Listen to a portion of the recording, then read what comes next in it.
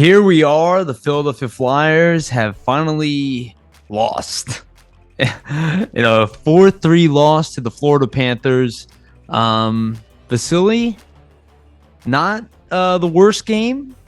No, not bad. Not a good game either. Yeah, exactly, right. So we got to be fair in our analysis there. Despite the 3-0 start, no longer undefeated, now 3-1 on the season. I don't think anybody really expected the team to even get one win. A lot of people probably didn't expect that against Tampa. So I think overall getting a win on this road trip against Tampa Bay is, a success in itself. And leading into a back-to-back against a team that's as talented as the Panthers, that's a tough test for any team in the league, right? So the Flyers didn't play the best game in terms of their structure, puck possession. Panthers controlled a lot of the game, a lot of areas of the ice. But a main thing to note is, the resilience is still there. And they didn't quit. They kept working throughout the game. So that's something that I really liked. What do you think of the game overall, Yuri? Yeah, it's funny. You brought up the word resiliency on the podcast the other day, and it's like, obviously this is a highly resilient team. And even while you're watching this game, I think the way they played defense in the beginning of this game was atrocious. Absolutely atrocious. If it wasn't for Sandstrom, we would have been down a lot more. It was hilarious to me that we were down 2-1 and we had a goal, disallowed, which was a very nice go. I think I agree with the call. I do think it was offsides. But yeah, he lost possession. Yeah, exactly. So I can understand the call. But you look at that game and you're like, man, the Flyers should definitely be losing right now. And if it wasn't for a little bit of misfortune on that one play, it could be tied. Yeah, which is crazy. That is the one argument when people are like, oh, this team didn't actually improve, they're getting lucky. That's the type of scenario I'm like, okay, that I get. They're obviously not playing well. The amount of odd man rushes in this game, completely unacceptable. I would guarantee that's the attitude that it was. I think that's going to be something he points out. I think Tortorella, obviously, right? Yeah, and I think, but the ongoing trend I think we see overall is that they continue to improve as the game goes on. Every single game. Yeah, they never slow down because of the situation that they're in. And even you saw at the very end here, the Flyers lost 4-3, and I laughed because they scored with 3 seconds left on the clock. Yeah, but they weren't stopping either. Yeah, they weren't quitting even with 3 seconds left, right? And if you look, let's say, just at the score by glance, you see, wow, Flyers, lose 4-3 to the Panthers on a back-to-back where they just played Tampa Bay, and shots were 35-33, 19 shots in the third period. They put a solid effort forth. Obviously, there's some plays that you're looking to clean up there, just some missed coverages. Overall in the game, especially in some areas in the defensive zone. I think they just have to tighten up more. One thing, I really noticed was some of the pinch reads by the defensemen. Tortorella wants them to play aggressive. Some of the pinch reads, weren't timed right, and then you get those odd man rushes against. So I get the sense of being very aggressive, to Tortorella's point. Yeah. But I think this game shows, the aggressiveness is a good thing, but you can't be over aggressive. That can, cause unforced errors, things like that. Especially, I think a main thing to point out is on the Sealer goal. Sealer, pinches in to support Zamula, who's pressuring Bennett. When if you would have just stayed on his side, it would have been a 2-on-2. There never would have been a 1-on-1 for Balcers to get in alone on Sandstrom. So I think that's one of the areas they got to maybe clean up a bit. But on a back-to-back, tired legs, man, dude, you can't ask for much more. I completely agree with that, right? The tired legs, it's a trap game. It's a tough game. The Flyers are already shorthanded. Now, Florida also was a little bit in this. We don't want to caveat that. But, they had Barkov. You know what I mean? They had their number one center. The Flyers still have even not played with their number one center. I think they looked outmatched at many times in this game. I don't know what it is that took them to get it together so much. If you actually look at the statistics, Hayes has 2 assists tonight. He was a +1. I don't think he actually had the best game, but he played over 21 minutes. Konechny, played 23 minutes tonight, and obviously a big reason at the end. He had a goal, an assist, and 6 shots. Like, there are some good performances and moments throughout this game. It was a sloppy game. Yeah. That's like, dude, the amount of 2-on-1s that we experienced, that was not like the Flyers gave some scoring chances in those games. Like, Sandstrom stood on his head. He played. Yeah. Let's make that very clear. He is a good goalie, and that's obviously a shame that he's given up 4 goals like every time he's played. It's not his fault.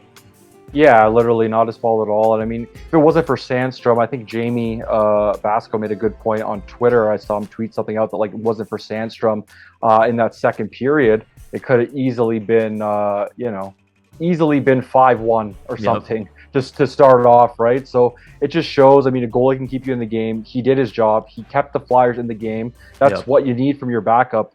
A lot of people were concerned about the backup position. I think that performance from Sandstrom right there quells all concerns, in my opinion. I mean, you see him make 3, 4, 10-bell saves on odd man rushes. And on those odd man rushes, I mean, he's making lateral push-offs and quick lateral movements to show his athleticism to make those saves. So it really showed his skill. And it just shows, the Flyers have some depth in net with Hart, him, and Urson. So that's a good sign there. Yeah. No, absolutely. And Tortorella, again, like, he's kind of shortening his bench. Like, he's playing his forwards a lot. Like, he played him a lot tonight. And, like, that's cool. But it's just, I don't know, man. It was such a messy game. It was tough to watch. Like, D'Angelo, who I think didn't have the worst game. I mean, he's a -2 tonight. I don't want to say he's responsible for those odd man rushes because they're obviously, they almost planned to it. Like, you could see they would constantly catch us with one man back. And then that's Florida's game, right? Like, they look for odd man rushes. They look to make it a run and gun type style. So. 100%, but we were exposed by it over and over and over again without adjustments. Actually, I would argue the Flyers made the adjustment later when they brought Provorov out on the power play. And for all those people wondering why Provorov has played the power play so long, like, that's a big reason why. Because those odd man rushes, just less likely. He keeps it simple. As a comparison to, like, D'Angelo. Now, that doesn't mean I believe there should be drastic changes here. No. A lot of this is, it's a tough game. The Flyers were 3-0. They're a team that on paper right now is missing talent and obviously isn't the most talented team in the league. Yeah. So, like, but they are, you cannot deny the resiliency, dude. Like, you can't deny, like, statistically, this team is still putting up points. They had 19 shots in essentially, like, 12 minutes of hockey, which is crazy in the third. Yeah, against one of the better teams in the league. Now, I great, like, that's fine. I don't really love that. I like that they buried one late, but it never really felt like they were going to win the game there at the end. It just kind of felt like they were throwing everything they got.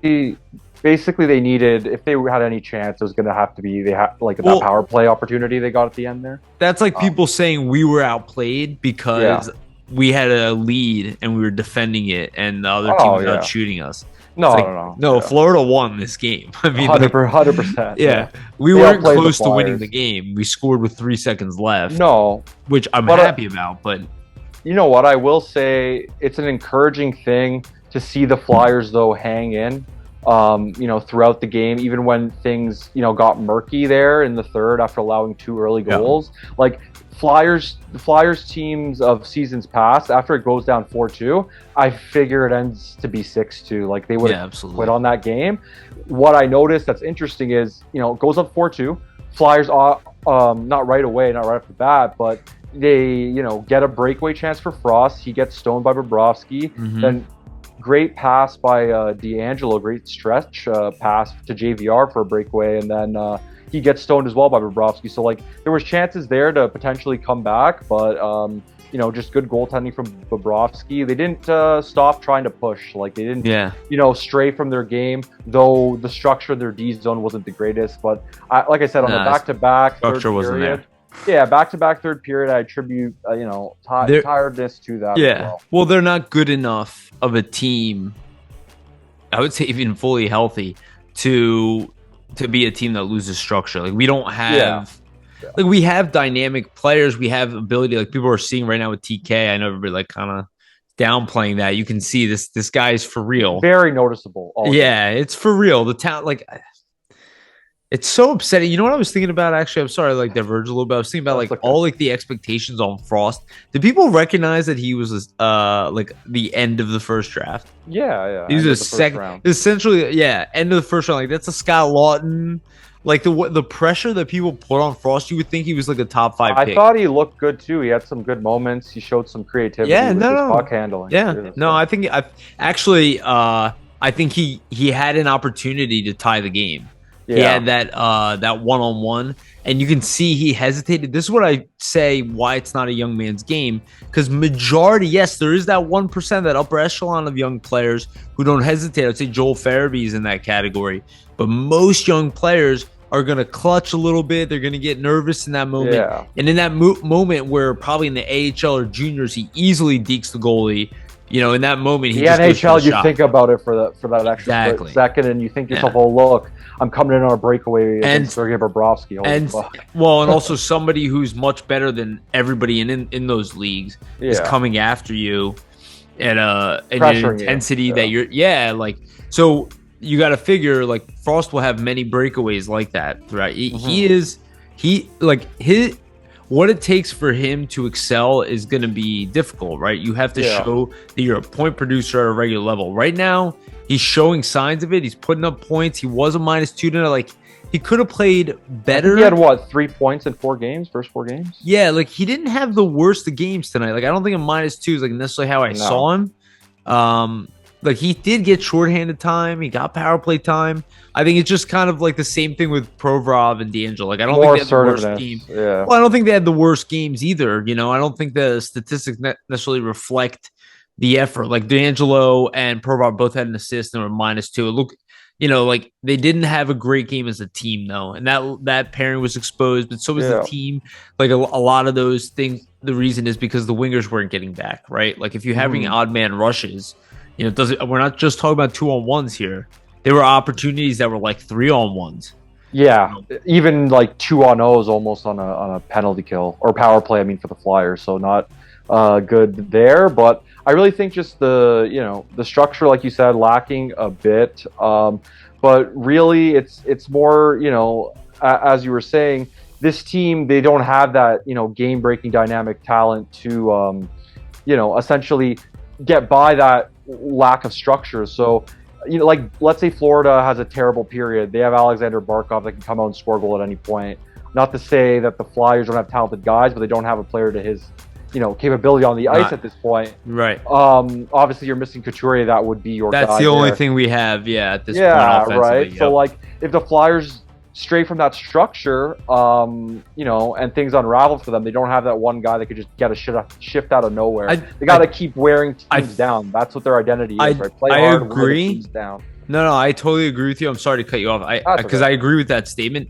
I do think that maybe if TK continues to develop at the rate, because again, he's still on pace to be an elite player if he continues to evolve, which we're seeing happen. Potential's there. You can see in his game. Lots of flashes. Like nobody said like a marginal increase. What I talked about earlier, right, was like 20. Is like becoming a 70-point player. Great, that makes him a high-end player.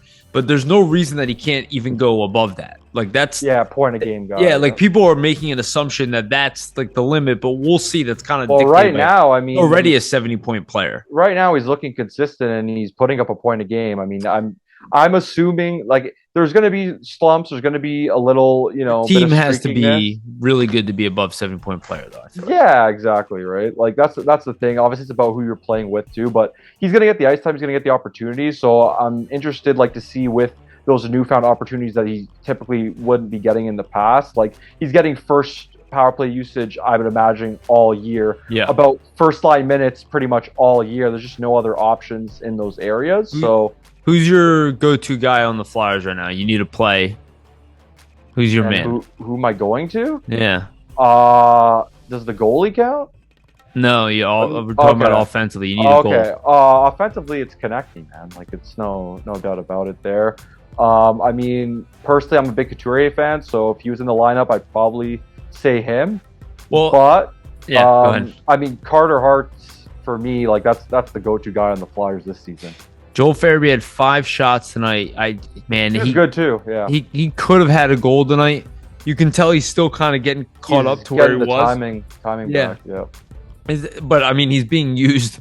He played above 20. He played 21 minutes tonight again. I mean, every night Tortorella is using him 21 minutes. Yeah, it's crazy, man. I think one thing to note too, like you were saying, is just Tortorella trusting a lot of young guys. Like even though Farabee's been in the league for a while, like he's still only 21 years old. Like Tortorella's a tough coach. For him to trust a 21-year-old like that coming off neck surgery is very impressive and just shows Farabee's overall skill. Same with the Noah Cates, even a Wade Allison's getting some. Farabee. Well, we talked about a potential elite guy. I think Farabee, and okay, I'm sure people are gonna doubt me. I think Farabee is the guy that I see internally right now, which is he is on his way to being an elite player in the NHL. Like I don't see much of an issue with him being able to do that. Yeah. It's gonna take time. He's young, like you said. So let's talk about this real quick as we wrap up. How do you see this lineup like fully healthy? Like what are your lines right now fully healthy, not including Ellis, obviously? Fully healthy. Okay, so I'm probably going Farabee, Couturier, Konechny. Okay. And then I'm going Hayes, Atkinson, and Tippett. Okay. Then I'm going Frost, Cates, Allison, like Noah Cates, obviously. Mm-hmm. And then I guess the fourth line would be. You left out JVR. Yeah, I mean, who's played very well. That's the thing, right? Like, because you want to play the young guys. Like, I would say, I would say arguably like JVR would be on the third line. Like I said, it'd probably be Frost, JVR, and Cates, and they'd probably put Allison on the fourth line because he's more of a fourth line type guy. And you do like Allison. And you didn't mention Lawton. Allison, Lawton, and Delorier. Yeah. This was my point. Lots of depth. Lots of depth, man, if they're healthy. That was my point. So I was thinking about it earlier. I like your combinations. I think it totally could be that. I'm seeing, and obviously the defense are kind of obvious, right? Risto just fits in his spot, and everybody slides down. You keep Zamula in. I think they need him back, and it showed tonight. Like Braun was okay, but there was certain points where he's a little bit. I can't wait for it. That's why I want to bring this up as we wrap up because it's exciting. So, like, if I look at the forwards, I do think it's Farabee, Coots. I'd probably go with Atkinson. I'd probably try to keep Hayes and TK together. Fair. I would move Lawton to fourth line center. I realized I forgot Tippett too in mine. No, you did. You said Tippett on the second line. Oh, okay. With Atkinson. Oh, okay. So you did have. So the second line for me would be Noah Cates. Oh no, I'm sorry, Frost on the left hand with TK and Hayes. Okay. Because I would put Noah Cates third line center with JVR and Tippett. Okay, I like that. And then that fourth line would be Delorier, Allison, and Lawton. And that is a badass. And look, it lacks the elite level. I do understand, that top. But the depth is really good. It's very good. Imagine that fourth line having to play against that fourth line. They'd be one of the best fourth lines in the league. I would say they are the best fourth line. If that happens, Lawton's not a fourth line player. No, he's not. Yeah. It's easy to see. And then just last points, kind of to wrap up. Yeah. I thought that we should mention Flyers' worst power play in the league last season. They scored 4 power play goals. Do you have a percentage? I don't have a percentage, but they've scored a power play goal in each game. So I mean, you can't ask for much more. 1 power play goal a game. So far, that shows improvement. Their PK also has been much improved, despite allowing 2 last night. They did not allow any tonight. So, yeah. And Florida has a great penalty kill. So I mean, important thing in the NHL, special teams. Any team, any coach, any GM will tell you that if your special teams are bad, your team is likely going to be bad. So seeing the Flyers special teams not be bad is a good sign for the future, in my opinion. I love that last point. So again, we wrap up this 4th game. The Flyers are now 3-1. 2 games upcoming. It's Nashville and who's the other team? I'm forgetting right now. San Jose. Thank you. Both are winnable games for the Flyers. Hopefully, we come back with a couple maybe we'll do another wrap up video like this about both games. Yeah. Thank you all. Thanks, Vasily, for hopping on last minute. Thank you, everybody, for listening as well. Get excited about the Flyers. It's okay. One victory will not stop this. And like I said earlier in the last video I did, we know it's going to be an up and down journey to some degree, right? Do not expect this team is going to win every game. It's how they respond. How would they look next game? What changes are coming down the road? And, oh, man, let's get healthy. Thank you again. Remember, always stay gritty.